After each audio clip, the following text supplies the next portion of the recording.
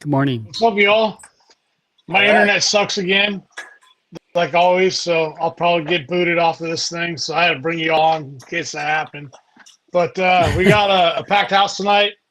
We got our normal suspects of John's fishing every day, and we got Shane here.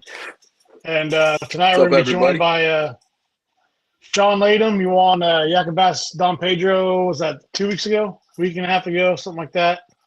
And then we've got Sean Case coming on here in a little bit. He won the Yak-A-Bass Gambler Series at Salt Valley Springs Reservoir, which we'll talk about that fun and exciting Saturday of fishing we had last weekend. And then we got Anthony Garcia, winner Lake Murray, earned his spot onto the Team USA Kayak Team for his chance to go fish at the not Hobie Worlds, what's it called? Whatever it is. Next year, 2025. So he's going to talk about that. The Worlds, Kayak Worlds, whatever they're calling it. I don't remember. Yeah. Anyway, Shaun, welcome. Congratulations. Yeah, thank you. Congratulations. Pretty Good awesome. job, man. Heck of a win. Yeah, let's talk about. Heck yeah. Forgive me if I'm wrong, but I forgot what your bag was, Shaun. 86 and a quarter. Yeah. Okay. There you go. I remember we fished it. Oh, man, that was 2020.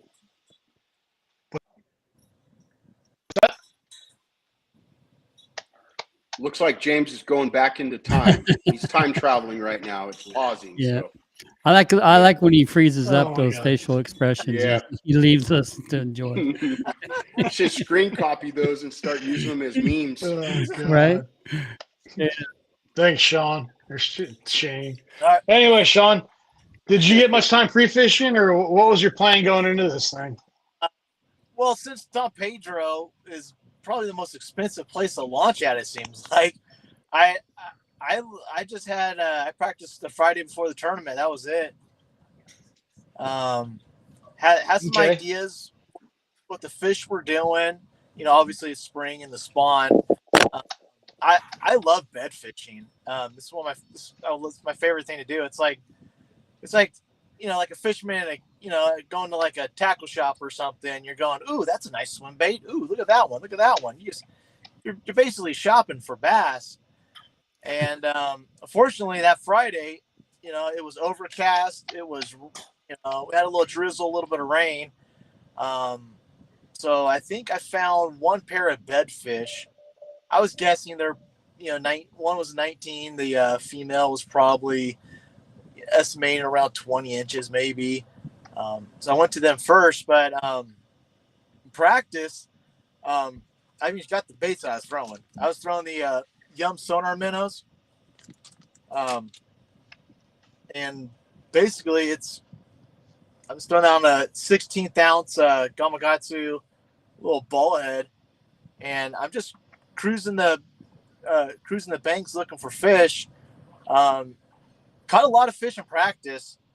Most of the fish, I would say, just like what John wrote in the article, all my fish were about halfway back in the coves. The pair that I found was in the back of the coves spawning. Nothing was on the points in practice for me. There was, everything was probably halfway back in some of the, just your typical spawning pockets. I went out of Fleming, made a right, so that would be like the kind of like the east part of the lake. Fished all there, went all the way down to the end. Just different little coves, little protected areas. There were fish. I caught a lot of fish in practice. Only biggest fish I caught was like 16 inches. There was a lot of 15-inch fish. Were kind of like the average, and kind of knowing that that's about the average size fish. I don't know. I don't know what you guys do in practice when trying to, kind of predicting what you may need to get like a top 10 or so. If I know my average is like 15-inch fish, so that's like, like a 75-inch average, I always throw an extra 10 inches on that. So I was guessing around 85. If you're around there, you most likely you'll be in a top 10 position, potentially. But with the spawn going on, someone could pull up on like a 9-pounder or something, and just, it's all about timing.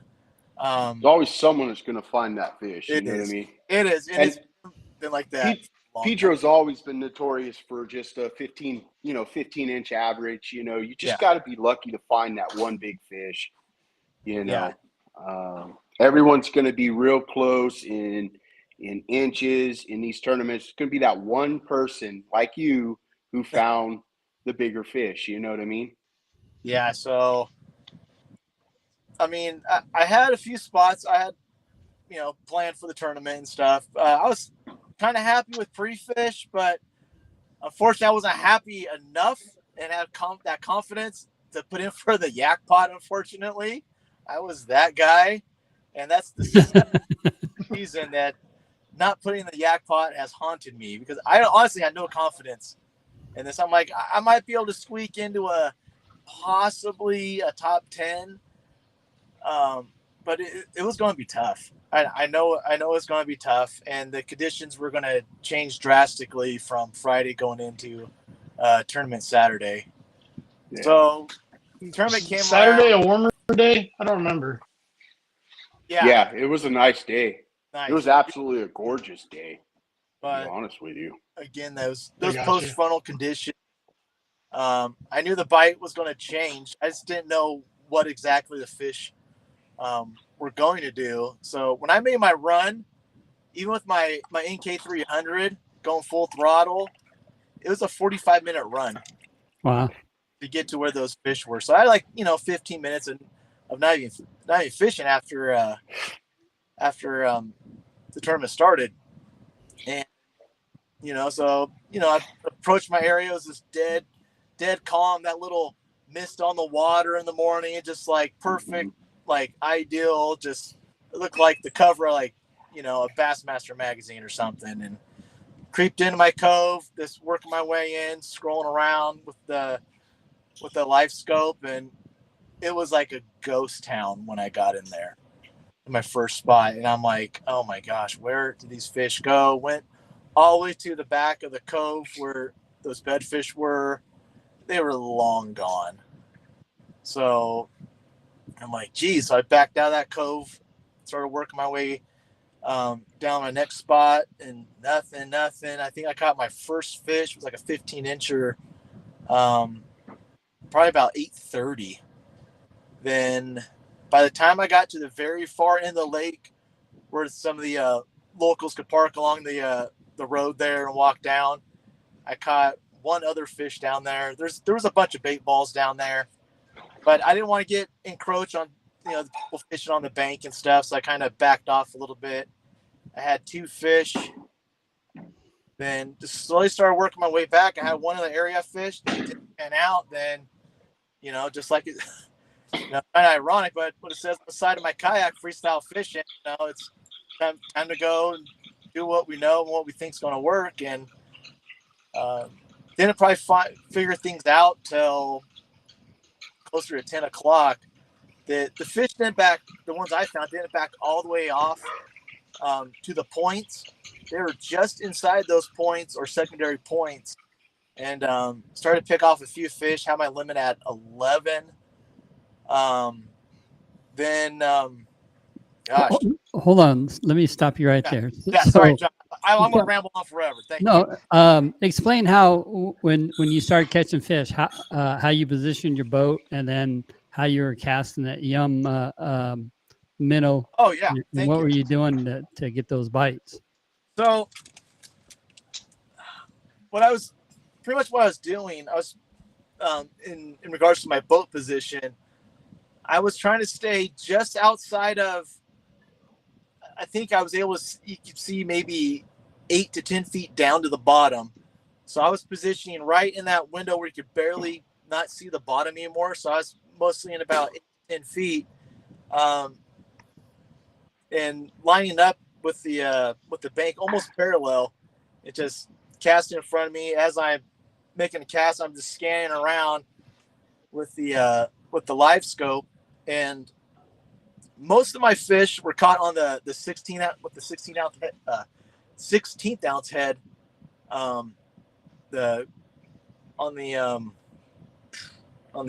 is that? The sonar shad or sonar minnow. This is the 4-inch one, and I'm just casting out 40 feet, 45 feet, where those fish are. And when I see them, I'm dropping it down, make sure I'm keeping it right above them.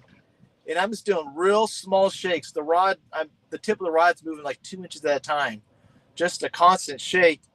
And what I found with this, when you're doing those constant shakes with this bait, I've tried other baits before. I tried some of the hog farm baits and other ones that have the more round body on them. When you're shaking this, a constant shake like that, this bait has like a side to side action. Then occasionally the bait will do like a little dart, but it's like a side. Geez, where's my camera at? Stop moving around. It's just like it's going side to side like this. So the fish are seeing this motion as it's going through the water. Then occasionally it does like a little dart motion. And in practice, I only had one of these heads in practice. And I caught all the fish on this one, and I was scrambling, going through all my stuff. I found one loose one, so I had 2 of these for the tournament, and I had one Kitech tungsten one for the tournament. That's all I had. And 8:30, I lost one of these heads at 8:30. I set the hook, and I broke it. So then I was like super kind of freaking out. I'm like, if I lose this is going to be a big problem. So yeah, I was throwing this color. How deep were you fishing, Shaun? 10 feet up. In 8 to 10 feet most of the time. But a lot of the fish were, I would see cruising. I would say anywhere from 15 to 20 feet deep. Later on in the day, after I made my run back across near Lucas Gulch, I'm just going to tell you where I was. I'm not going to, no secrets or anything. John knows about Lucas Gulch. I call it a roadbed going across Lucas Gulch. It's a dam. Then one side of it dips down a little bit. And I think the top of that was maybe 5 feet of water or so, maybe a little less. That's where I finished the tournament the last 2.5, 3 hours. So the funny thing was I was fishing the backside of the island in practice, and I caught caught some good fish there. With their tournament day, there was nothing there, of course. Then there was a cove across the way. It's a nice flat cove, and there was bedfish there in the past. So I started heading over there, and it was one of those deals when there was a kayak guy just down the way. He sees me heading over there, so he's going like this, and I'm going like this, and I'm just flooring it. And I'm just like, finally, I just say, you know what, it's yours. Go ahead. Then I made a turn and went straight to Lucas Gulch. Then first cast or second cast with a 5-inch Senko wacky rig, caught that 17 3/4 spot. Then about an hour later, switched to a slightly different color, star minnow with that It's like a tungsten. baby bass color almost, huh? Yeah, and that 19-incher ate that one almost. Spot. Yeah. A spot. Yeah. So yeah, it was cool. I caught some other fish in there as well. There's a bunch of fish. You could see them moving up and down there. I went to the very back of it. There was nothing but carp back there. So it kind of set up like the other spots. The fish were kind of just backed off a little bit. Not on the point, just inside the cove. So. And you never found any bedfish on tournament day, huh? Nothing. And I looked, and I was just hoping to stumble on them. It's just that whole area. I didn't see anything down on that end of the lake. Yeah. I know guys did find bedfish, but that area of the lake, yeah. I went. Oh yeah, it was cool. That technique right there, strolling, is definitely Been dominating this year. Yeah. Yeah. So yeah, after. Oh, you know, I mean, I'm not gonna lie, I was may or may not have been catching them at Salt Springs doing that and catching some good ones. Oh, I mean, doubt just right above the grass, they'd shoot up right out of it. Yep. And I did lose a bunch though, and they were all Sakamoto shad, so it was heartbreaking to break them off. Oh yeah, yeah. Those are hard to get. They're expensive. But yeah, I donated about 5 or 6 of them above Salt Springs. I'll be doing this technique, places like Clear Lake. I think it's going to work in the right areas. I think it's going to work places that Tulloch in the right areas. The same places where I'll be throwing a Kitech or a underspin. I almost substitute with this. Just because it just has so much more action. I mean, I can't even hold anything without it moving. It's just unbelievable. It's such a weird thing. Is for how many years we've been throwing Kitechs and little swim baits and just reeling them in. And this thing without the paddle tail, I mean, geez, those fish just eat it. Yeah, you could bounce it off the bottom too still. Yeah. I mean, I want to work in weed beds and everywhere in between. It's something else. Yeah. Were you seeing the fish that you were catching on your forward facing? Definitely is this year. Yeah. Yeah. So I've had that forward facing sonar for almost 2 years now. And it's just getting that dialed in and seeing what you're looking at. Those tungsten heads come in so much, you can see so much more clear. And I was seeing all those fish. I usually have my settings all the way out to like 90 feet. Things in the very, very far distance come out as like lines. Mm-hmm. I brought it all the way back to like 60 or 55. I got like the first gen. I don't got the new latest and greatest for the Garmin. And it's literally like a video game. As long as you know how far you're casting, you know what 40 feet, 35 feet is on your cast, and you know what to look for when you cast your bait in the water, and you're just watching it fall and how the fish react, and you're just keeping it right above them, and you're just constantly just twitching it, and that bait's doing all the work for you. So what kind of rod are you using for action of rod are you using for that, Shaun? Okay, so my rods, I'm using 2 different rods because I haven't really decided which rod I like the best. I'm using the Dobbins Champion XP 742. Oh, okay, yeah, I got that rod. Yeah, rod, and the other rod is actually a Dobbins Champion XP 701, which is their the blue one, their drop one. And that's actually the one I caught the bigger the 19-incher on. And I'm little still lighter tip on that It 701, so Yeah. you get a little more action out of it. Yeah, it's almost like a little noodle rod, like the old Sure. when you throw a dart head, the old Nate Shake used to do at Shasta, and you're just noodling that thing around. But both those have been working for me. I was using a 6-pound leader in practice. I actually switched to an 8-pound leader, and it was still working. But one thing I will try, I was going to keep it to myself, but I like everyone. I always share information. Sometimes I share too much. I had guys follow me in the past, and they catch big fish behind me. But what I thought about doing with on these heads to give it even more action, because people like to use the lighter line for the more action.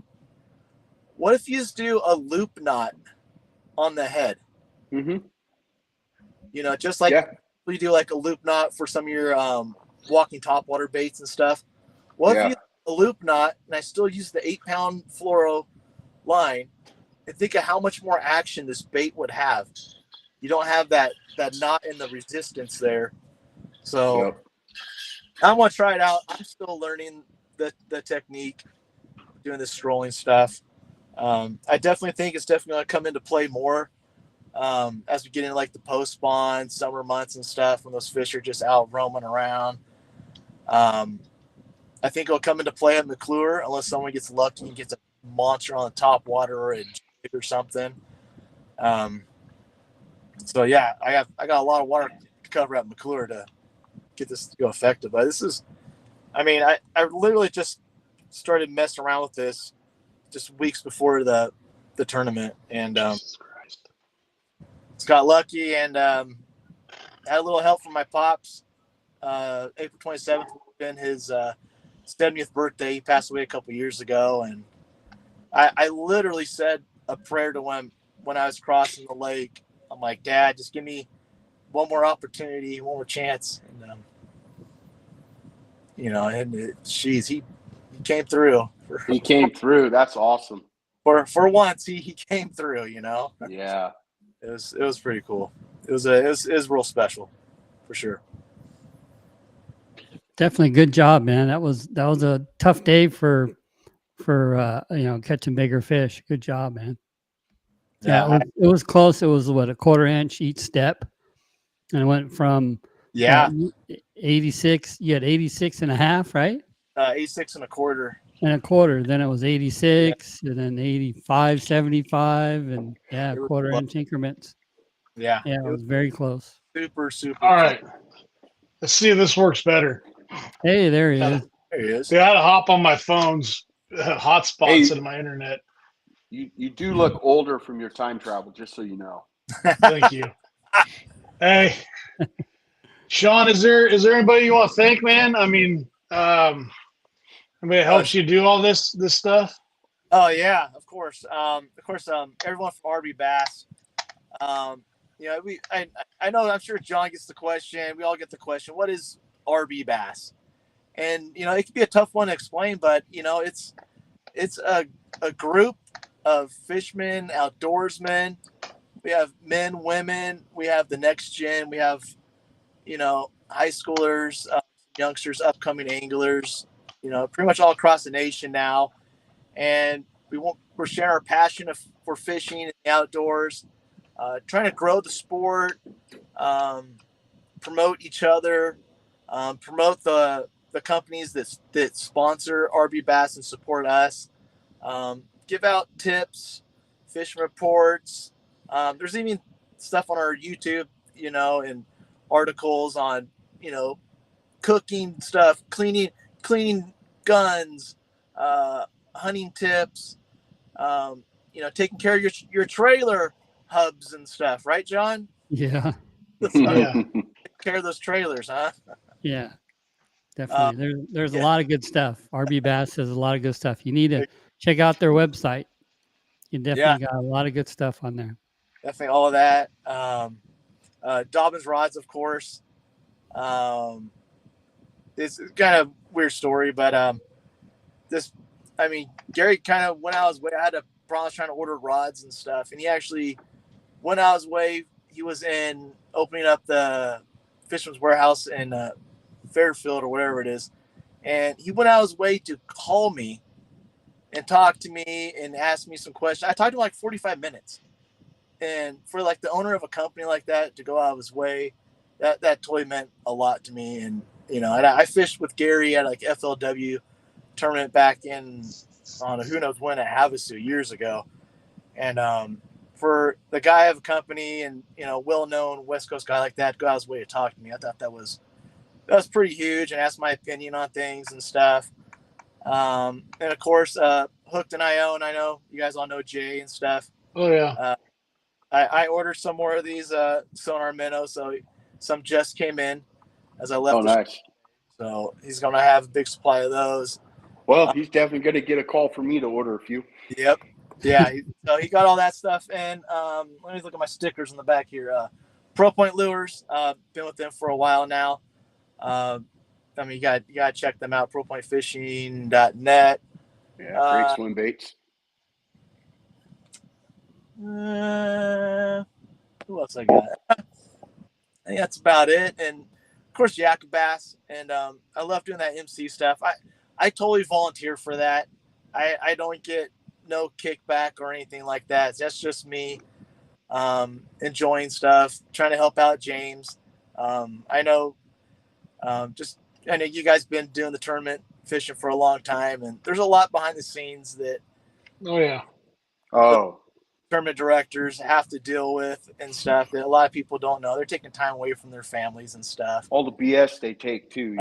They get a lot of slack for stuff, and I just want to help out. You did a good job at NCing, by the way. Thank you. And I'm just trying to make these awards exciting and stuff. I have some ideas to make it a little more suspenseful with some upcoming tournaments, but we're going to start blacking out the standings the last hour and try to make it a little more interesting for everyone, make it more exciting. Nice. And it's cool to see this kayak thing growing, and me going from a bass tracker to a nitro to not having a boat to doing this kayak thing. It's cool. A whole new group of people. Yeah, good group of guys. Definitely, the community is awesome. It's so different because like bass boat guys are seem real secretive about things. Liars. They're all liars. Yeah. You ask them, hey, how'd you do today? They'd be like, oh, we did okay. We did all right. Oh, did you guys get a limit? Yeah, we did all right. We cut a limit. Oh, what'd you catch them on? Oh, it's reaction. Yeah, it's a kayak guy. Did you catch him? Oh, yeah, I probably about 82.5 inches. I was throwing one of these. Hey, I have a pack. Do you want one? There's like exactly a whole nother crowd. Yeah. Well, Shaun, congratulations, bud.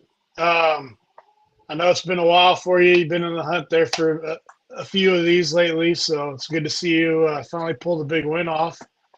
And we're going to talk to a guy here coming up that totally won this tournament. Completely different direction than Shaun won it. Not using probably forward facing and definitely not throwing a sonar minnow. He's So we're gonna bring in Shaun Case. Hey, when you see Anthony Garcia, tell him I'm that other cat that got second place last year at Maloney's. Yeah, that other cat. On Casting Crank, and they're talking with Max Lee and stuff. They're like, hey, who got second place? And he goes, I don't know, some other cat. So you tell him.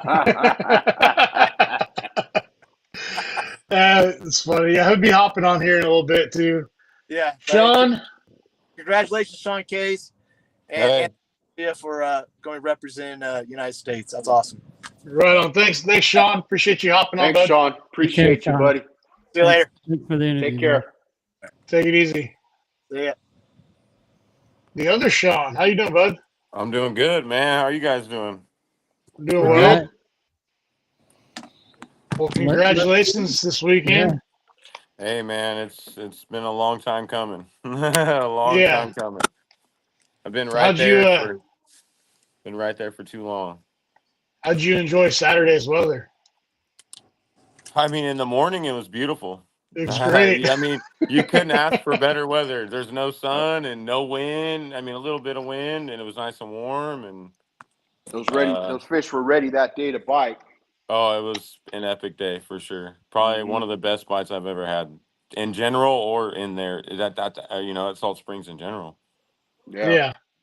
I ended up taking my sweatshirt off Saturday morning. I was like, man, it's getting hot. And then, boy, was that a bad move. I mean, I left my house. I mean, I live in Lodi. I left my house and I didn't even have a sweatshirt on. You know? Yeah. So, well, I'm glad I did take it off and it was in the truck because it was nice and dry because everything else was soaking wet when we got off the water. Hey, I did that Sunday. I got halfway to Salt Springs and I called Bam and I'm like, dude, I messed up. He's like, what? What happened? I'm like, I forgot my jacket. I dried my bibs and my jacket on Saturday night, and then I put my bibs on and I leave the house and I get halfway there and I have no jacket. It's a good thing we didn't need it. Yeah. Yeah. No, yeah. That's for sure. Yeah, everything was nice Sunday except for the bike did fall off. Oh yeah, 100%. 100%. I for sure thought the deeper guys, the drop shot guys and all that were gonna put me in the dirt, but I stuck with it and made it happen.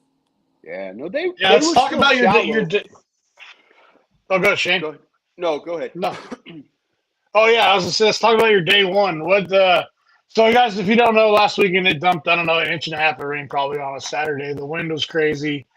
Yeah. I know, Shane, you put out a little blurb on your Facebook page. Man, it was rough. But Saturday morning it was 50-something degrees, mid-50s, I think. It was nice and warm. So we go out, calm water. What did you have an idea where they'd be, Shaun? Do you fish it a bunch? I mean, what were you going off of? I fished there in the last 5 years, probably 12 to 15 times maybe. And I kind of approach it like the Delta. You know what I mean? It kind of I don't really worry about the deep stuff. And I usually throw the chatterbait. Or if the vines are really happening in the middle and stuff like that, I just punch. But Friday night I just told myself I'm gonna go shallow. I'm gonna go shallow, and I tied on a swim jig and I threw the swim jig all day long. Now what color are you throwing, if you don't mind sharing? Green pumpkin swim jig with a 4.8 Kitech. Mm-hmm. Okay. Yeah, so you guys don't know, Salt Springs, they don't have any shad, right? I don't remember seeing any bait balls. All bluegill and crappie. Yep. So green pumpkin, which is funny because I was throwing a shad profile at Sakamoto shad that was getting bit, which I don't know, just because they didn't see it. I'm not surprised. Yeah, but and I definitely did go out. Same thought. Green pumpkin was definitely the way to go. Yeah, 100%. Shaun, how were you working that swim jig? Were you? I was pretty much it's got those little mini toolies, that are a foot high. They almost look like little mini toolies, and pretty much throwing almost to the bank, and I was getting bit a foot to a foot before it got out of it, Yeah. You can feel when it gets clogged up. Same with the chatter. Now I wasn't doing the little Alabama shake, but okay. It was more of when I feel it kind of get fouled up. It was a quick twitch and a fucking, I don't mean to cuss, sorry. A quick real twitch, Yeah. And that's all it was, and there was nothing special about it. Gotcha. As soon as it get clogged up. Now those little mini toolies, when I saw them towards the middle of the lake and around, they were in what, 1.5 foot of water, if that. Right. So you're fishing in the dirt. I was shallow. Yeah. Because I threw the chatter in there a few times and towards the middle, and I almost ran my trolling motor into the rocks, and I'm like, I'm not feeling this. So I kind of turned around and didn't really fish too much of that. So yeah, I mean. That lake there itself, if you can get bit on that once or twice, you can run the whole lake in that same depth and catch them. Mm-hmm. Yeah. You know what I mean? Yeah, it's a pretty predictable if you have lake, the really mentality and the mindset to say, nope, I'm doing this and this only, you're going to catch fish. Yeah, that was my day one. My first fish was in about 10 foot of water, 11 foot on a chatterbait. And then, I caught some more bites there, and I started getting bit in like that 5 foot range. Mm-hmm. Dumped, those two really good ones in that like 5 to 6. But I tried to go around different parts. I got bit here and there, but like you said, I didn't. Once that wind picked up, I spot locked and sat there and fished for what was in front of me. Yeah, I don't Yes. have no spot lock, but I'm in a Hobie, so I can handle the wind. Yeah. See, I pulled up first thing Saturday morning. I caught my first 19-inch fish, like probably within like 30 or 45 minutes.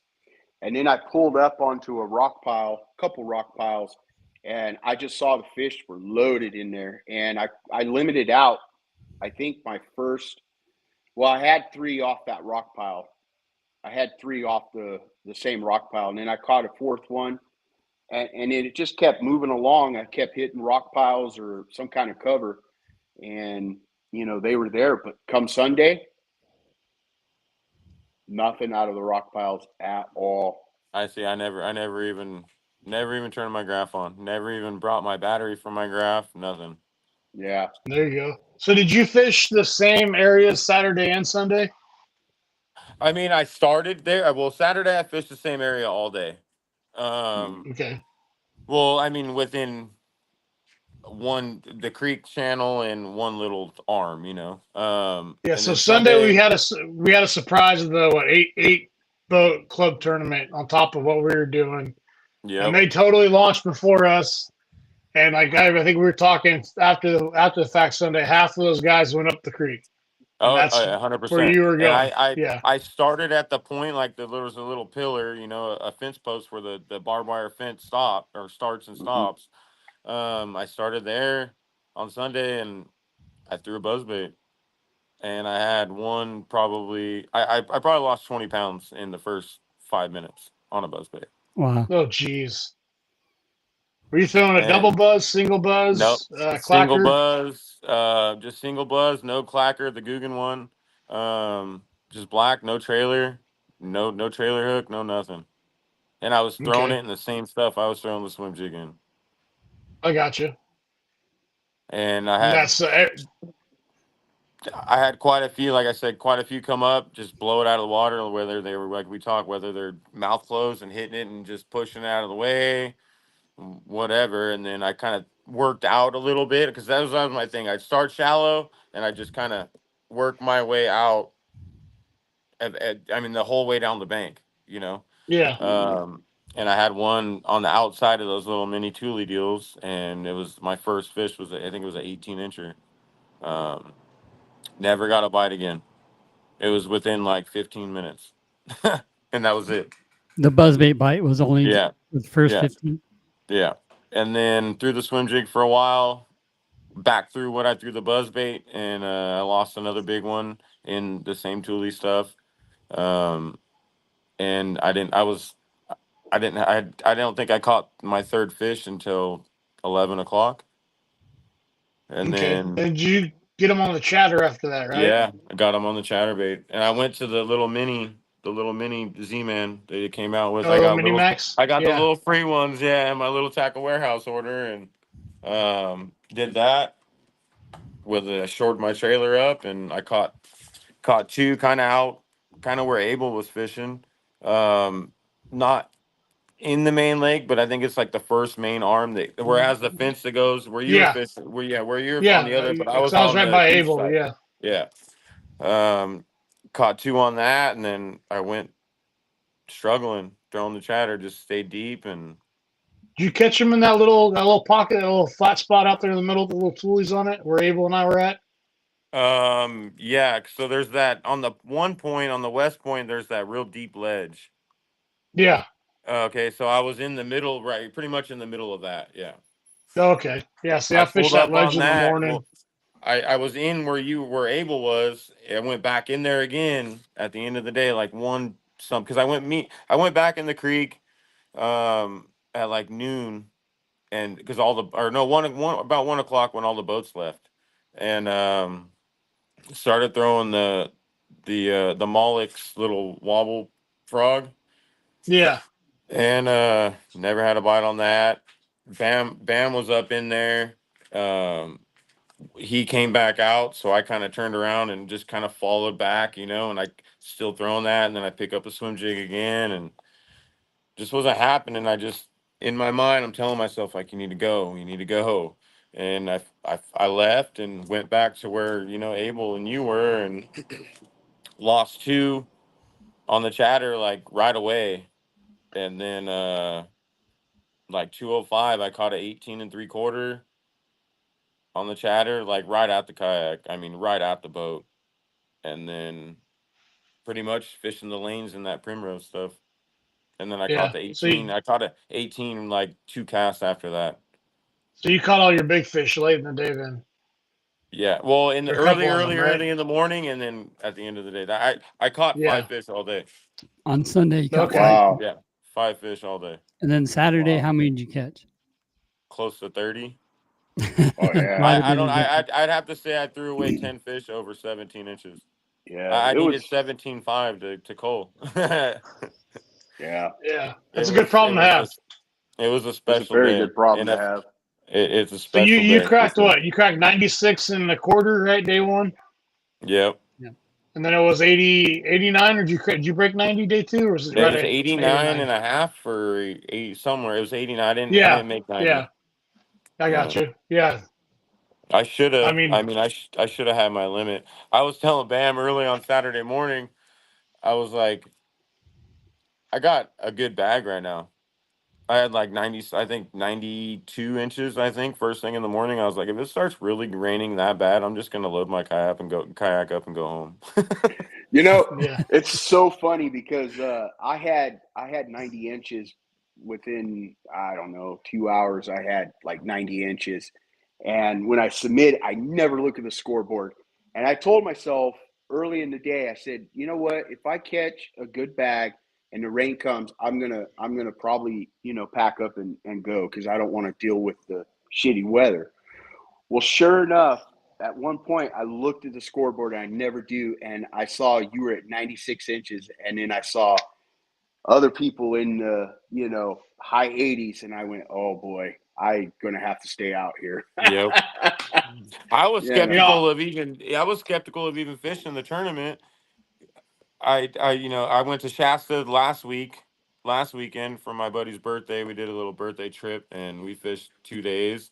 And then the weekend before that was Tolic, and I had ended up going in the water on the first day at Tolic. Oh, you did? Yeah. Oh. I didn't flip my kayak. I rolled myself out. I was at that point where if I stay in, my everything's gone. So I rolled. Okay. I rolled out of it. Did you due fish to the wind? all day? Yeah. I had a buddy. My buddy Tyson came from Lodi pretty much and brought me clothes to the marina that's on the North Shore where the bar and grill is. He brought me clothes. And then I broke my measuring board when I was trying to get back in the kayak. It broke it right at 15 and a half inches. Oh no. And I was on a swim jig bite at Tolic. So were you taking water on or something on the boat? No, or did you just getting too many rollers? Or? I boat flipped like a 14 incher. It was a 14 incher. Boat flipped it, and when as soon as it came over the rail, it came off, so it was flopping all around. While I put my rod on my lap, and I went to grab the fish, and when I grabbed the fish, my rod went out. So I go to grab the rod, not thinking, keep your head inside the kayak, and I leaned too far, and I had the rod in my hands, but I just instinct kicked in. I was like, dude, you got to roll. You're going in the water. Yeah. And I was only in like 8 feet of water. You know what I mean? But still, I had my phone in my pocket. Yeah. All the bad stuff. I got a new phone now. Yeah, but I got lucky with the phone deal. I was able to submit my fish all day Saturday. Sunday, I had to use Bam's work phone to submit, to take all my pictures and stuff on Sunday. That was pretty rough. So I was kind of skeptical of the whole Salt Springs thing, but especially that wind that was coming for sure. Yeah, and there's no really any good place to get out of the wind at Salt Springs. It's not protected at all. And that's the thing, though. When the wind kicks up at that place, the bite's usually on fire for the most part, somewhere. Yeah. So when you're throwing You your gotta chatter, find were that you a slow rolling on the bottom? Were you hopping it, burning it? It's What pretty were you doing? much I slow down until I start feeling grass. Okay. That Then get that it kind of deal. bound up and give it kind of a little pop. Yep. I got you. Yep. If it pretty much that place, if you're not in the grass, you're good luck getting bit, unless you're on a topwater bite. Yeah. Yeah. You know. I did catch my first topwater fish on Sunday. Yeah, there you go. It wasn't a keeper, unfortunately, but hey, they bit it. Hey, That sun I came heard out. The wind laid down a little bit. I was like, man, this looks too good to not throw it. I just kind of threw it dirt shallow over a point. It was like a 13-incher. First Yeah, cast I made with it in the topwater afternoon. bite's a topwater bite in my book. Yeah, Yeah. it was still fun. The only one I had, and I threw it for a good while after that, thinking, oh man, we're on something now. Yeah. I mean, right before that, I had a group of like 3 of them. I think it was about 5 foot of visibility where I was at. And I looked down. I'm like, oh, there's 3 fish there, and I'm like, they kind of swam out in front of me, flipped the drop shot to them, and the big one in the group actually ate it for me, so that was nice. But There you go. you know, Yeah, I was really fishing keyed pretty into dirty water. Yeah. Water. So Shaun, when you say you fish deeper, how deep was deeper? I would say 5 feet. So you were fishing out in front of the little tulies, or in the same area, but just I kind shallower of got further? away from the tulies. I had to ditch that bite. The tulies kind of ended around like a foot to 2 feet on Okay. the bank. Mhm. You know, I still kind of threw the swim jig here and there, and at the end, like 145, I kind of got out into the middle. In between in that creek arm right there, and in the primrose, and I threw the swim jig again, and I just kept put the swim jig down, just pick the chatter up, and I same thing. I think those last 2 fish I actually caught pretty shallow. I mean, I could see the grass, so I was probably in 3 feet. The last 2 fish I Yeah. caught, and Yeah. I know. I was there at the right place, right time. I mean, and it Yeah. seemed like for the chatter, if the wind quit, it was it. Yeah. And I thought about tying on a drop shot. I thought about tying on a Senko, and I was in for it. I had it in my Yeah. mind, like I'm gonna do this deal. If I'm gonna do it, I'm gonna do it how I want to do it. So you think those fish moved from the tulies to the grass a little deeper and kind of buried in that grass? I when you mean, threw that chatterbait? 100% all those shallow fish definitely pulled off. And Right. the boat tournament with those guys going back there in the creek completely killed my bite back there. Sure. 100%. Yeah. I mean, every guy that I talked to had 2 to 5 fish in their boat from back there. Right.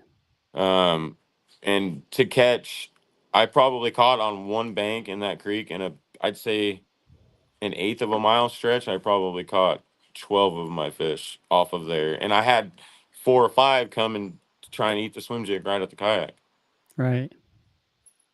And I'm fishing in Yeah.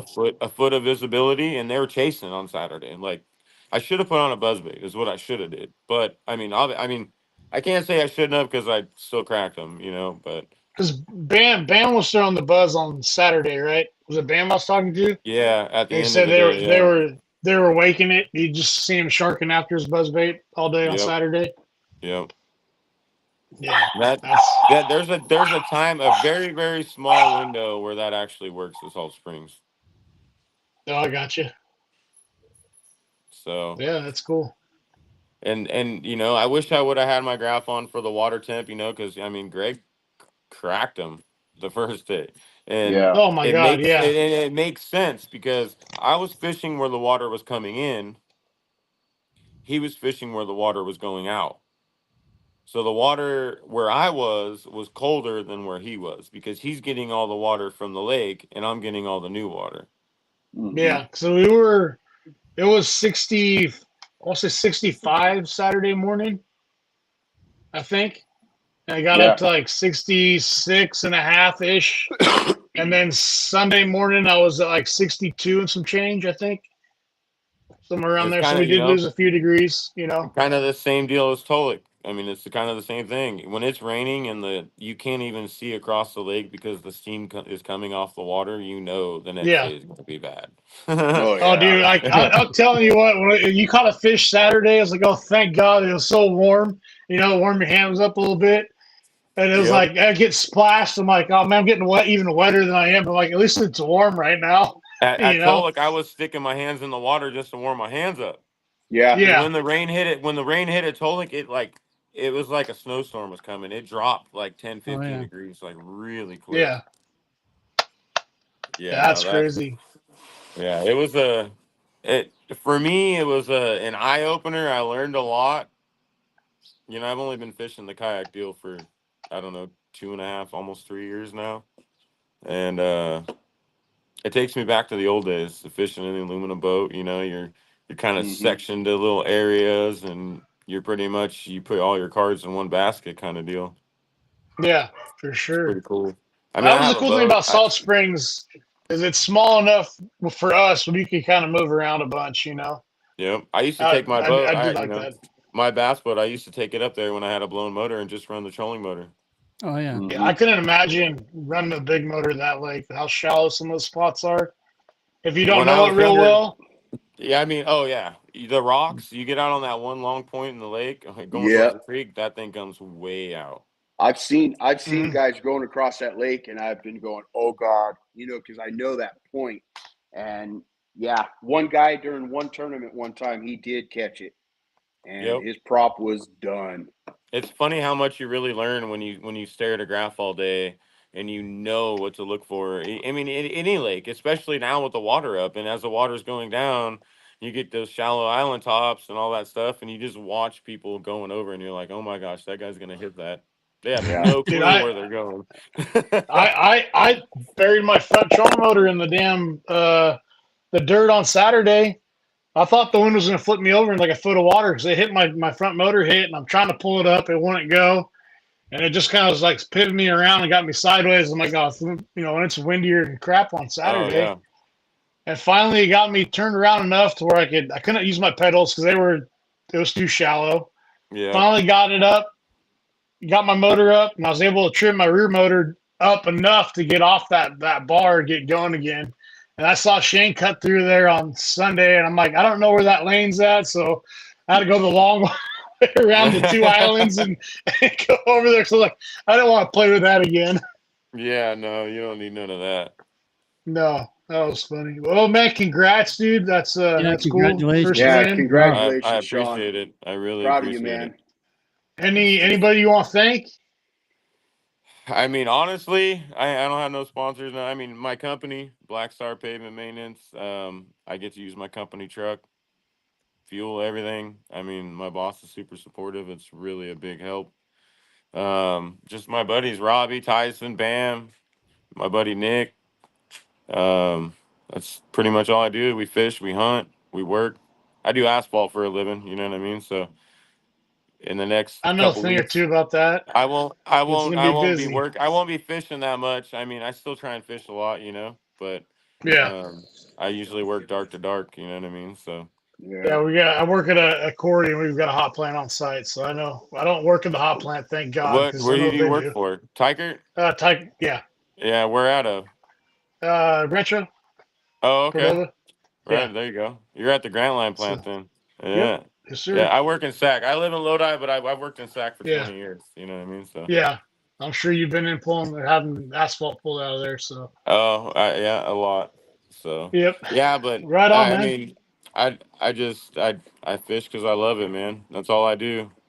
Yep. It's my wife's biggest gripe is I fish too much and I work too much. So That's same here. Same here. I'm down. Exactly. If that's all she's gonna complain about, I'm okay with that. That's Oh, right. That's Yep. right. we're in good You're doing standings. So something good. Yep. yeah, Right on, man. Well, we're so gonna catch you on the Delta in June, yeah, hopefully. 100%. I mean, it kind of sucks that I can't fish the Delta. I Yeah, mean, I I'm so know. close. Um, I'm with you. but after this finish and the finish I had at Tolic, and I'm looking pretty good in AOI, I'm right there. So um, I'm ready. Nice. Heck Definitely yeah. ready. I'm fishing good and confident. Well, I'll be fishing against you, but I'll be rooting for you. See you and Abel get on top of that I hope you do leaderboard and good. battle I it hope out. all you guys, as Bam says, I hope all you guys do good, but I'm gonna do just a little bit better. That's right.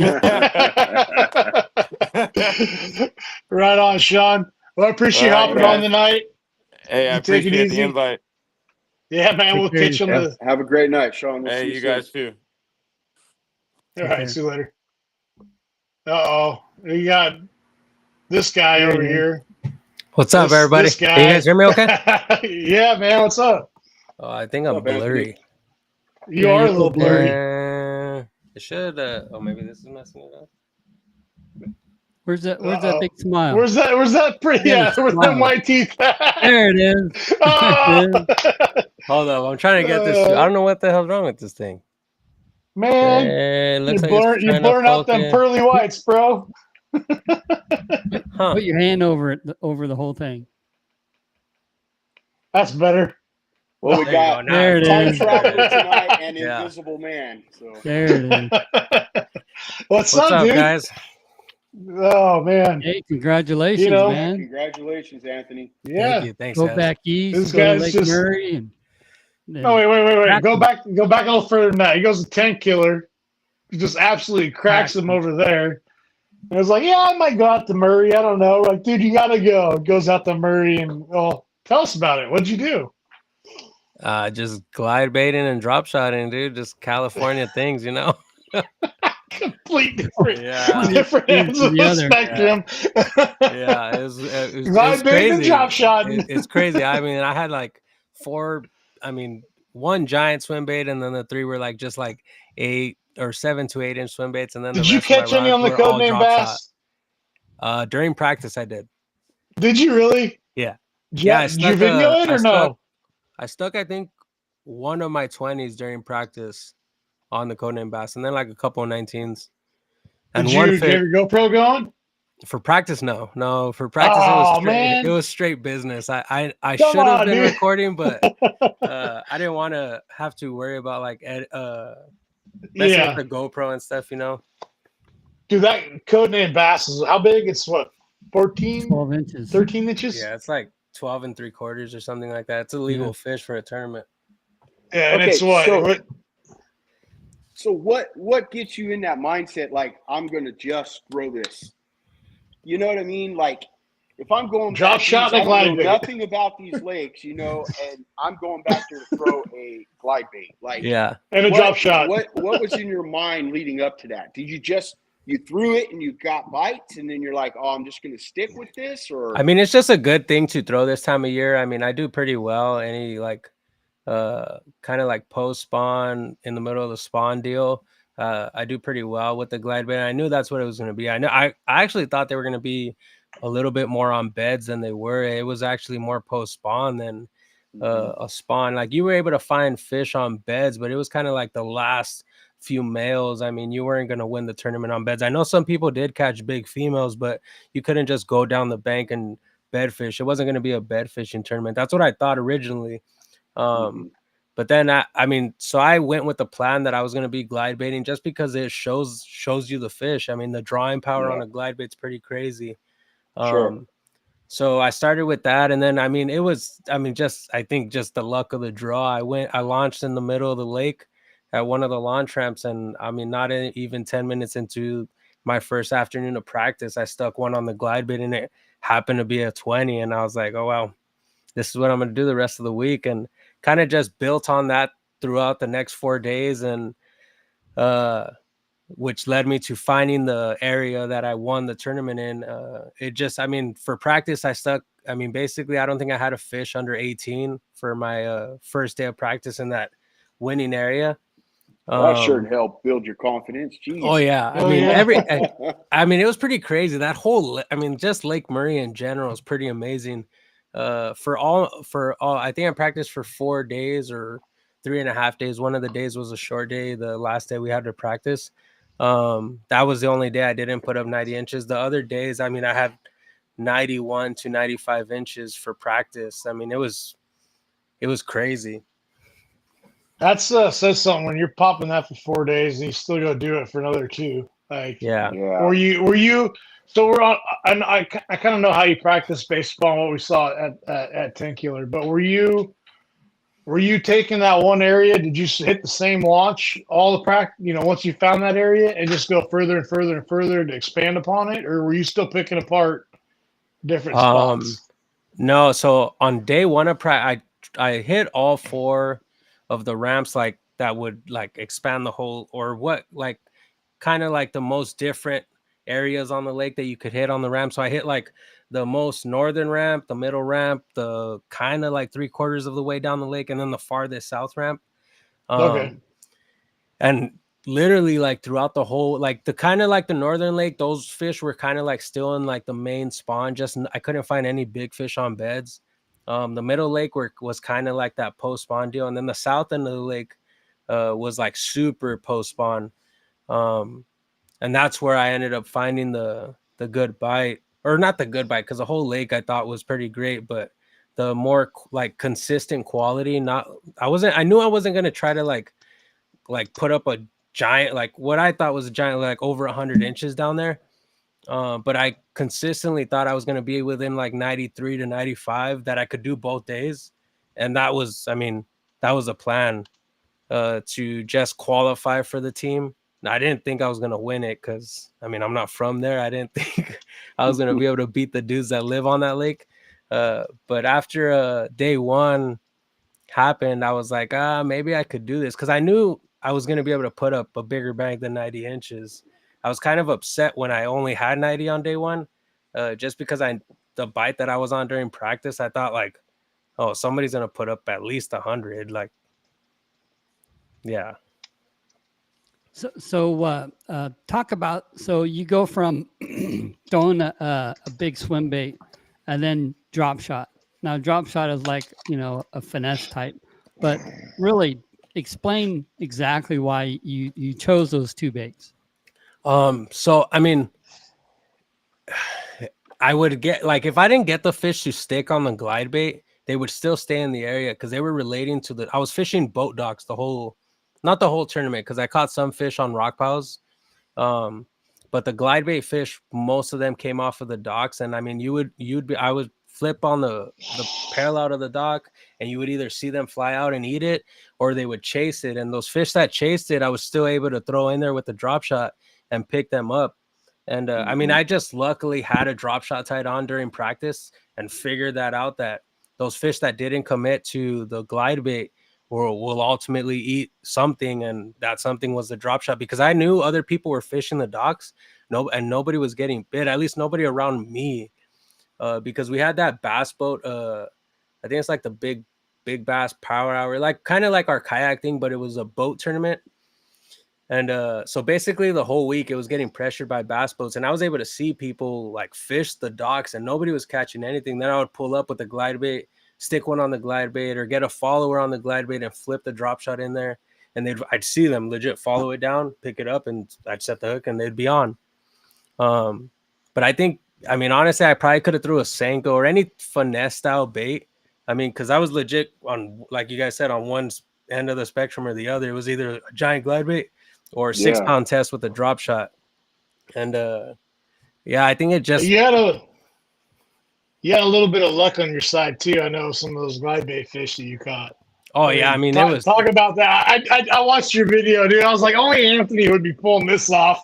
Yeah, dude. Like crazy. For practice, they were like choking the glide bait, like head first, like typical, like how they eat trout and bluegill. Just they nail it head first to get it, and that's how they were eating it for practice. I wasn't even using a net during practice. I was just kind of like picking them up and putting them in the boat.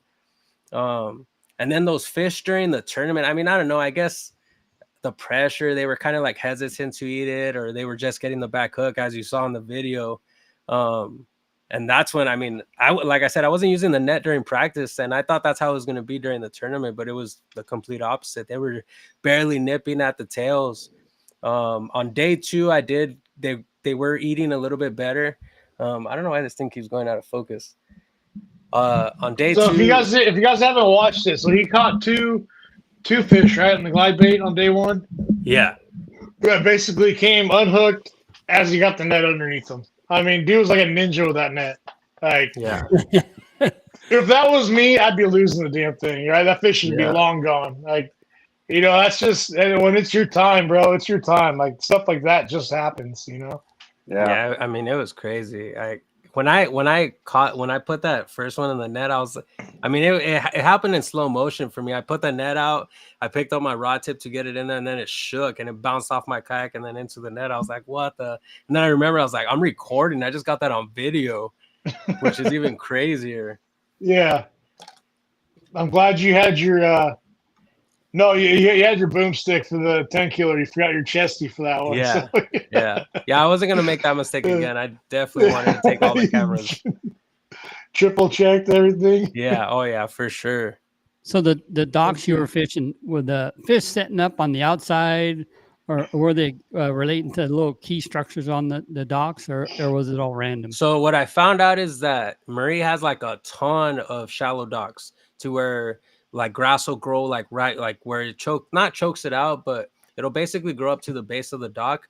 And those docks sit between like 5 and like not even like 5, like probably like 4 to 6 feet. And those docks didn't have any fish on them. They had fish, but they were dinks, like like last year's spawn fish, like under a pound fish. But the docks that dropped down into 18 to 20 feet of water, those, I mean, super deep docks, those were the ones that had the big fish on them. And so I figured that out during like day 2 of practice. And then I went up mid lake again to try to check those docks, and I couldn't catch any size. And I could see, like, I was in like 5 feet of water, like throughout the whole stretch of docks that I was checking. And then I went back down south to where I was, and I put 2 and 2 together. I was like, they're relating to these deeper docks. I mean, they must come up to spawn on the dock or the pillars, and then be able to access that deep water super quick. And that's probably, I'm assuming that's why they were there. Because that was the only like drastic change from the shallow docks to the deep docks, just the access to deeper water. Did these the platforms, were they connected to wood, or were they the black flotation? All the docks had like these giant posts, like because I'm guessing the water fluctuates on that lake a lot. Yeah. So there are those floating docks that surround the actual pillar. So the only thing that's in the water are those giant posts. And I mean, towards the bank where it's kind of like disconnected from that floating portion, there's wood, but I didn't really catch anything up on the wood. It was all, I caught most of my fish off like basically under the floating dock or off of those giant pillars that they're attached to. Okay. Yeah. And I mean, I did catch fish on rock piles, but just not a lot, not as many fish as were relating to those docks. So pulling off this win, what did you get out of it? Obviously, you got a nice trophy back there behind you, but what other special perks are you getting to go do now? So I'm going back to Murray. I think it's in September for the Pan American Championship. And I think we're going against like 11 countries or something like that. I don't really know the information on it. They haven't really released anything. And then next year, I'm pretty sure they said that it's the Worlds is in South Africa. I know this year they're going to Italy. I thought that was the same thing that I was trying to qualify for, but it ends up being that the dudes that qualified last year are going this year, and us that qualified this year are going next year to South Africa, which is going to be insane. I mean, I don't even know what kind of fish we're going to fish for out there. That's gonna be, that'll be an adventure for sure. Yeah, no kidding. You better film your travel, bro. Your practice. You better have a bunch of SD cards for that trip. Yeah, you're gonna have to have at least 30 SD cards for that. Yeah, no kidding. I don't want this. I just did my day 1, day 2 on the. You'll be a busy man when you get back editing, but yeah, that'd definitely be worth it to film that whole experience. Yeah. So you go back in September, and in September you go back to the same lake, and then there's going to be people from all over the world are going to compete and you're going to be on the USA team. Yes, sir. Nice. Throwing a glide bait in the drop shot, baby. Yeah. Yeah, I mean, and a top water. Top water. Yeah. Maybe a buzz bait mixed in. Oh and yeah, spoon. yeah. Big old. I'll have to hit up Damien Yeah. for his spoon juice. Yeah. Yeah, for sure. He spilled a bunch of it when we were back there. I don't know if you weren't paying attention, but Yeah, yeah, no, for sure. yeah, Yeah, no, I it had a should little be bit more crazy. I time in the mean, truck with him. yeah, yeah, no kidding. Yeah, no, it should be crazy. I can't imagine that place during the fall. I mean, the bags are probably going to be much bigger than they were this time of year. I can't imagine it's going to be smaller than what we had. I don't think they should be in like their full feeding, getting ready for the winter mode right there. Yeah. Yeah, for sure. I think a lot of the problem this time was that they were just still in that funk between the middle of the spawn and that post spawn deal. Right. So yeah, no, I mean, Lake Murray in the fall should be crazy. Did you watch the awards, Anthony? Did you Which watch ones? the awards when you went up and you got the first place trophy? No, I haven't. You haven't? There's two No. guys sitting in the back, and you go up there and you say, "Yeah, I caught him on the glide baits," and the other guy looks at the other guy and says, "You caught him on what?" And the guy goes, "Glide baits." Like, what's that? Oh no! I mean, those fish were acting like people don't throw glide baits out there. It was crazy. I mean, yeah. I have video. I don't know if I'm gonna put it in my YouTube channel. I'll send it to you guys, or I'll post it on my Instagram maybe. But they were like flying up at the kayak to hit the glide bait. It was crazy. Nice. Yeah, I was I'll tell you, that's like the flutter spoons with Damien, right? They ain't never seen one before. Yeah, no kidding. It's that West Coast flair going out there. Yeah. Yeah, no, Damien, I saw in Damien's video, I mean, they were flying out of the water to hit that freaking spoon. Yeah. In his day 2 video, I think that was crazy. Yeah. I mean, that's basically what they were doing with the glide bait. I mean, I would I'd see them start chasing it because you could see them. I mean, they're in that clear water. I was in pretty clear water, and you could see them coming, and then you just haul ass to the freaking boat, and they're hitting it to the kayak. It was insane. Pinning up against the kayak. Yeah. Huh? I mean, I'm sure if I threw a top water in there, maybe I could get them to go after they were done doing that. Because I mean, I got a couple of fish to chase it right to the boat. Throwing that flutter in there. Yeah, I mean, those fish that would chase it that hard, I knew. I mean, I drop a drop shot on there, they're gonna pick up that drop shot. I mean, it was, You ever like figure clockwork. eight? You ever do the figure eight when they come up like that? Yeah. I haven't caught one on it. I tried doing it at Murray. I was like, if I'm ever gonna catch one on a figure eight, it's gonna be here. But usually, I mean, I didn't really need to. I tried for a couple of the fish, and they didn't. They would get into the trap a little bit, and then they would just die off. They wouldn't commit. Yeah, if you get 2 of them there, Yeah, usually you get them. Yeah, yeah. One of them usually gets like, what's that? Then they kind of like back off and kind of like, oh, okay. Yeah, but yeah. I wanted. He's trying to fool me again. Yeah, yeah. No, it was a great tournament though. I mean, I had a blast. Definitely worth the trip. Congrats, well, dude. You've had a hell of a year, man. Yeah. Oh, hell of a year. He's had a hell of last 3 years, bro. Well, yeah. Hey, man. This guy catches. I mean, how much? Yeah. It's that smile. Oh, it's crazy. It's right here. There it is. And what did the guy at the Bassmasters? Look at the choppers on this kid. Yeah, look at the choppers on this. Yeah, I know. $1 million chopper. Almost as bright as Tom Brady. Yeah. He's like, what do you call Damien, Mr. Stage? Like Steve's I was cracking me up. Steve, that's right. Steve Owens. Steve Owens. Yeah. Yep. That's funny. Yeah, no, it was super fun. I mean, I wish more California dudes went out there because I think we could have probably filled up that team with all West Coast dudes, honestly. Yeah, because what, Puo went out and who else? That was it. That was it. Oh man. And how did you qualify for that? The West Coast Championship. Yeah. Okay. Yeah. Yeah, I mean, a lot of people qualify, just nobody. They gave out. It was like a list of like 19 or 20 guys, right? It was like the top 50 of the West Coast Championship qualified. Wow. Yeah. I'm telling you guys, if you have the chance to go out of this place and go fish for something on the national stage, I mean, I didn't do so hot in Oklahoma, but man, it is a blast. It's worth the time. It's worth the money. It's an experience that you'll never forget. I tell you what, man, if I don't get qualified at Clear Lake, I'm traveling somewhere. Yeah, I'm I'm making a road trip somewhere. and try again. You know. So Yeah, I know it's a don't blast. be. I know it's expensive. You know, travel with a buddy if you can. Share the cost of fuel. I mean, it makes it a little bit easier to do it. So California is the hardest place to catch fish. So if you could catch fish here, you could basically catch fish anywhere. Yeah. that's for sure. Right on, man. Well, congratulations. Anybody want to thank? I know you got a list back there. Just all my sponsors, all my supporters throughout the year. I mean, can't do it without all the companies that back me. Yeah, all of them. My girlfriend Amanda, my family. I always forget to thank the dudes at Rincon Fire Station, and they always bust my chops over it. But the dudes at Rincon Fire Station holding it down when I'm traveling on my tournaments, even though they say I do too many of them, but hey, gotta do it. Yeah.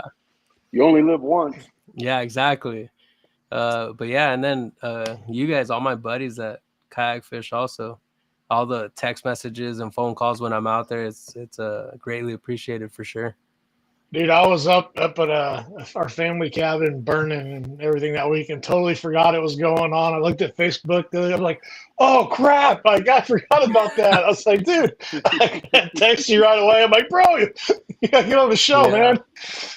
Yeah. No, Tell us about your shirt you're wearing. I just wear this just to mess with people. A lot of people say like once you get live scope, it's game over and you could catch every fish in the lake. And I mean that's just not what it is.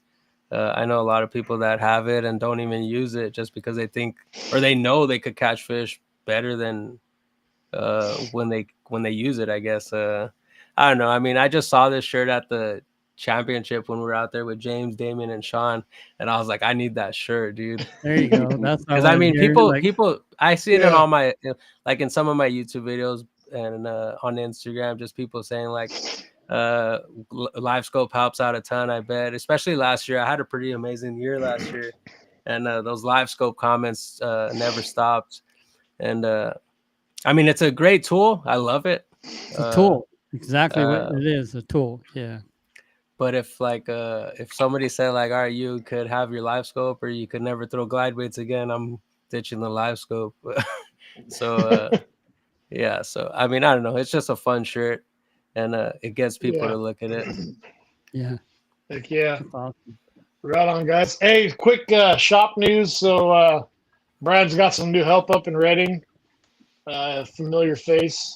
He's part of the Headwaters crew now, Mr. Michael Bray. So he's going to hop on next week with us. He doesn't know that yet, but he's going to. He's got no choice. I'm going to bring him on. Recently graduated from Simpson, so congratulate Bray on his getting his degree and everything and being part of the team. So. And his position is? He's working there now. He's a team member. He's helping out. You know, he's doing what he's got to do. So he's up in the Reading store, Brian. Nothing's changed down here in Rancho. So, but nice. Glad to have Bray officially. Awesome opportunity for him. Yeah. Yeah, good to have Bray officially on the Headwaters crew. So super stoked on that. I don't think we got any tournaments going this weekend. It's Mother's Day. Mother's Day. No, Happy Mother's Day. The next one. Happy Mother's Day, everybody. Yep. Happy Mother's Day to all the moms out there. Keep all those mamas happy. I'll tell you. That's right. They allow us to go do all this fun stuff. That's their day. Before we go, Anthony, where are you fishing at next? Oh no, you just took a third place last weekend too. Come on now. I think the next tournament is probably going to be a National Bass West event out of the boat at Lake Pyramid down here in SoCal. Okay, out of your boat? Yeah. Okay. So it's a team series. So we got to fish 2 more events to qualify for their TOC. Okay. So nice. This next one, so and then was plus it, another you one. and your brother just did what? We just did ABA San Vicente. That's right. That was last weekend. Second and third. Yeah, last weekend. Yeah, I know that crazy dude. I mean, I checked the leaderboard at like 10:30, and he had like 91 inches, and I'm like, dang, I shouldn't have left that spot over there where he was at. I gave him the juice. Yeah. Yeah, I was like, because we started kind of like in the same area, and then I mean, I wasn't getting bit anymore, so I was like, I gotta start moving, and he stuck around, and I mean, the bite turned on, I guess, because he. So what we're saying is, cracked him. Gilbert let us down. He couldn't have a Garcia 1, 2, 3. Like, what the Yeah. hell, Gilbert? Yeah. Yeah, I told him he Oh, should have man. went to that event. It would have been crazy. I mean, Oh, he didn't fish it? no, he didn't. Oh, okay. I thought dude, I haven't looked at the standings. I've been so busy. Yeah. Oh, No, man, I'm sure he would have did well. He was throwing, or he always likes to throw that Texas rig worm, and they were definitely chewing that while we were down there. That and the drop shot. We all know Gilbert. Oh yeah, Giving out all the secrets. yeah. I mean, that's not a Right secret. on. That he loves to throw that bait publicly. Right. So also right on, James and Shane, what's where up? were you guys fishing at next? The Delta, beginning of June, will be the next thing I fish. Yeah, I got. I'm gonna fish Yak-A-Bass on the 18th, I think. McClure? And yep, up at McClure, catch a bunch of tiny fish, and then after that, I don't know. I think I might try to sneak into the Gamblers event on the Delta if I can, afford it. Yeah. So other than that, I mean, we've got Trinity in June, guys. Don't slide on that. Bam's going to Trinity June 20th, and then we've got the Clear Lake Bass Open, which is now open to register. Which better see you there, Anthony, at Clear Lake, June 29th. Yeah, I'll be there. I know you will. Yeah, hopefully we So- get 200 guys show up to that one. That'd be pretty Yeah. cool. Get 20 of us signed up to go back east, and I think it's gonna go over California is on the 200. top 10. Oh, I think it'll be over 200. Yeah. That'd be nice. Yeah. And I think That's good. someone said that there was a carp bow. Carp, yeah, fishing Donnie event. was saying there's a big carp event that Yeah. weekend. Hey Yeah. guys, don't forget, so Clear Lake does go off limits June 1. So if you're gonna pre-fish before the official practice, make sure you get up there before June Alright. 1. Yeah. So if can't fish Clear Lake on June 1, come fish the Delta with us in the Gambler Series. That first weekend of June, 2nd, 3rd, or whatever it is, 3rd and 4th. I don't remember the dates. Yeah. But Which means I might you try to can't- make it out for that one. Yeah, and means by the you way, can't fish the Delta 30 days. We're in off. yeah, limits now so for the Delta if event. you're gonna fish the Gambler Series Delta event, you cannot fish it till the event. So that's the cool thing about it. The series, guys. I It's awesome, predict dude. I mean, I'm I gonna haven't fished the predict Delta at all this year. I have no idea what it's doing. Get you some of the in deep on the Delta and watch some of his reports and figure it out, right? hey, I'm Open predicting launch. it's gonna rain. It's You gonna know what, rain John? in June 29th. It's gonna rain. It's gonna rain John, in the Delta instead tournament. of gonna gone rain. fishing, you'd be like gone to outer space, bro. Like, get out of here with your nonsense. Hey, every tournament this year, it seems like it rains. My wife was Oh, like, it's That's a been retiree Yeah. fisherman right there Yeah. for you. my wife's like, hey, it's raining this weekend. No, it ain't. Yeah. John's like, oh, I don't care. I'm weekend, fishing during the week anyway. I don't care about the weekend. Every weekend. I got Monday and Friday to crack them. So, guys, Yeah, I was let's, gonna go to this past weekend's tournament too, and I kind of wish I did just because dude, I it's saw a the cool lake, standings, man. But screw that rain you guys were in. Oh, dude. right? Dude, Yeah. Hey, rain I'll tell you what. every weekend. Next time you come up here, Anthony, let me know, and we'll go play out there. It's a cool little lake, man. Yeah, It is. It's like a mini Delta, mini Clear Lake without the docks. nice. Yep. Yeah, and Kelton it really Bass is. Ranch. with giant Come up. fish, it looked like. Come Yeah. up sometime in late June to July, and you got all those freaking primrose growing all over the surface, throwing frogs, Yeah, Nice. punching. Yep. punching. It's freaking awesome. So what we got left for the Gambler? We have the Delta in June, and then we have nothing till is it Tolkien again in September, right, James? I know he's on here. I just saw him post something. So I think it's a Delta and Tolkien again in September. So we got left for that. So we got the West Coast Championship in August at Clear Lake. And then for BAM, we have Trinity June 20th. We have the Delta the beginning of September and championship the end of September. So if you guys want to get in on that, it is a no entry fee championship for BAM. It's pretty cool. So you got 2 more chances. You do get a drop, if I remember right. So, How many of those do you need to fish? Do you need to fish all of them? to get in, I think if you did, so I think if you're in the top 24 in points, Yeah, I think he it's did top not give me 24, a stipulation 25. as far as you'd have to make the Delta and Trinity and hope to God some of the guys don't fish the other ones and get in. If for BAM, if you win one, you win one, you're in. Total Yeah. of 3. Okay. But you still have to fish 3 of them. Is it 3, Oh, John? so Yeah. Still have to Got fish 3. So you'd have to fish 2 more if you won 1. Well, there's only 2 left. We got 4 events this year. Lake Trinity.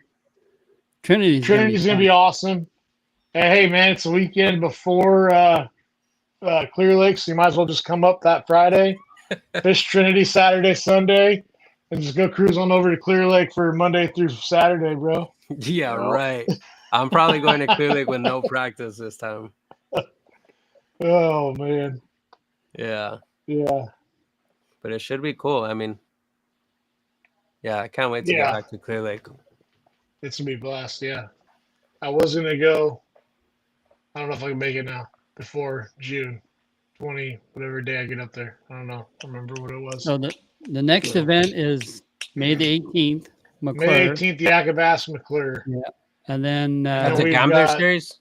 No, that's regular. Yak-A-Bass. Regular Yak-A-Bass, yeah. And then they're having the Central Valley a dual tournament. That's right. That's Yeah. combined with them. Both. Yeah. Yeah. And then So let's 6-1 and see. 6-2 is the gamblers at the Yeah, Delta. 1 and 2. Yep. And then the 20th is 620 is Trinity. 629 is Bass. Clear Yeah. Lake. So those And are New that's what we Maloney got on- is 6:15 for Yak-A-Bass. Okay, so I Yeah. haven't been paying attention to that schedule. I have not fished any of those this year. Yeah, Work and June's everything's going to been- be a very busy month. Yeah, full enough. So Every guys, weekend.